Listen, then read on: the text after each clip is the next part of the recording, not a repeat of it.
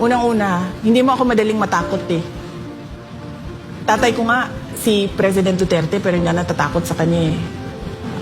Hindi mo ako madaling mapasunod. Kaya ko gumawa ng mga mahirap na bagay. Tatayuan ko yung mga mahirap na bagay. Kumbaga, pag merong ginawa, alis kagad, palitan kagad. Hindi na yung pag-uusapan pa, itatago pa. Hindi ganun. Diretso, one shot lang. Ikaw may ginawa na pangmurakot, malis ka na dyan. Ganon. Hindi siya dapat patawarin, hindi siya dapat pinapabayaan, at hindi siya dapat na hindi pinapansin. Na kumbaga parang wala lang.